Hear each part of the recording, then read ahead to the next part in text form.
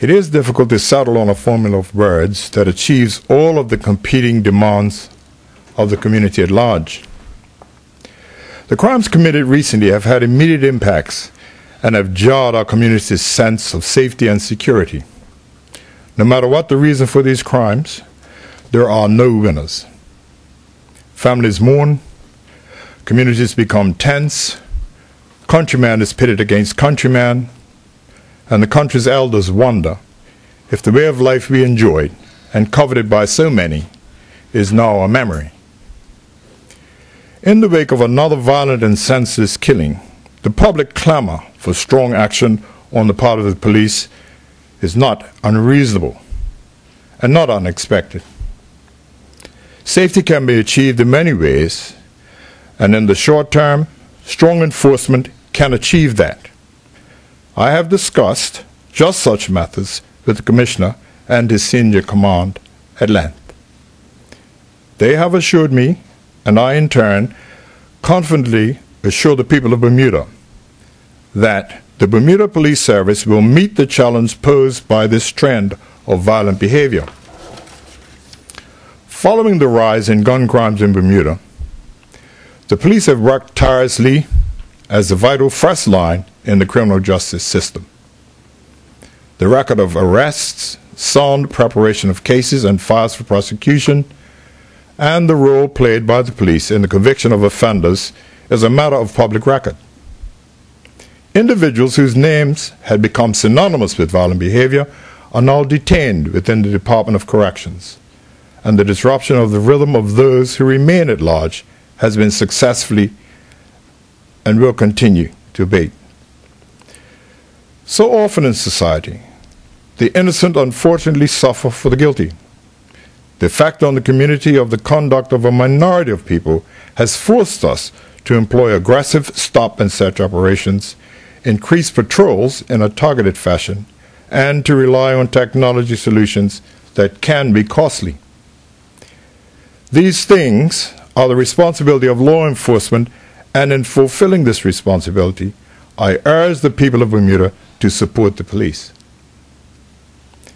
These tactics are essential in this fight to restore peace and order to our community. The patience and support of the innocent will be another useful tool in the fight to bring the guilty to justice. As I have indicated previously, since my appointment as the Minister of National Security, the next session of the legislation will, subject to the final approval of Cabinet, take under consideration the following legislative initiatives. Make membership in a gang a criminal offense. Deal harshly with those who recruit young people into gangs. Introduce methods to permit the prosecutorial apparatus to effectively secure intelligence and evidence from detained persons. Revamp proceeds of crime legislation to permit the seizure of ill-gotten gains without the need for criminal conviction, and the consideration of appropriate sentences for those new offenses and those already existing on our books. These and several other important issues will be highlighted in Cabinet's discussions as soon as tomorrow. At every turn, this government will stand shoulder to shoulder with the police, equipping them with the tools to deal effectively with the issues that threaten to undo the success story that is Bermuda. Budgets are not limitless. However, with the Commission of Police, I am confident that we can deliver a service demanded by the community prudently and in keeping with the economic realities of Bermuda today. Significant funds are available in this year's budget for the engagement of overseas assistance, and the Commissioner has the government's full support in determining how best to allocate these resources. Already, I can advise that the Ministry of National Security has agreed an expedited process with the Cabinet Office and the Ministry of Finance for these kinds of engagements. Earlier, I referred to strong enforcement in the short term. The sustainability of operations such as those we mounted over the recent Easter weekend is a challenge. The reasons are self-evident. While my specific remit in this arm is this arm of enforcement, it is the only one of the critical requirements needed in addressing the issue. My predecessor met the mandate established in November 2010 speech from the throne and formed the Anti-Gang Task Force. This body brings together men and women from the public and private sectors, from the enforcement, helping, and rehabilitative agencies, and from the policy-making arm of the Ministry of National Security.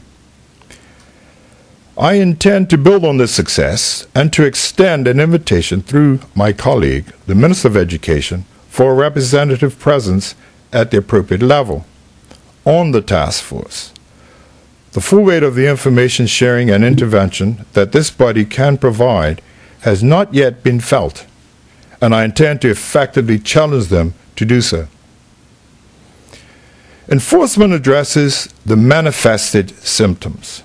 The wider issues are to be resolved by bodies such as the task force, who bring to bear their considerable knowledge and real-time daily experience with the people who live the gang culture on a daily basis.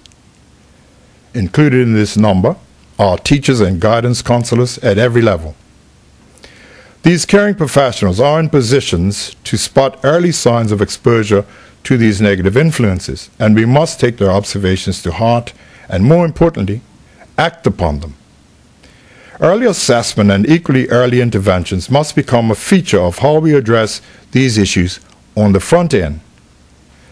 A society that relies on enforcement alone to manage such problems is not fully engaged in meeting its issues head-on.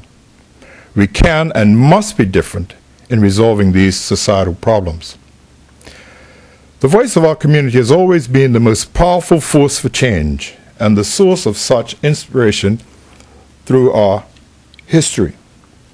This government wants to hear from our people, not just in the anonymity afforded by blogs and online chatting, but in person, face to face, and from people who are prepared to stand up and meet us with the point of restoring safety to our communities. Therefore, on Thursday, May 5th, I will host a public meeting starting at 6:30 p.m. A venue will be announced shortly. The Commissioner of Police will join me, and together we will engage with the community, listen to concerns, welcome solutions, and share what we can with respect to what we are doing to keep Bermuda safe. In keeping with this joined-up approach, I have encouraged other representatives from partner agencies to also be present. We want to hear the people. Two loving parents and a Bermudian family, as well as lifelong friends, awoke this morning to a void that can never be filled. They are not alone in their sorrow. Other mothers and fathers are confused and dazed by the tragedy of loss. If nothing else unites us, this tragedy must. Spare a moment for these families. Consider their grief, and in so doing, commit to doing your part to end this cycle of senseless, wanton loss of life. Our strength is in our unity of purpose. Thank you.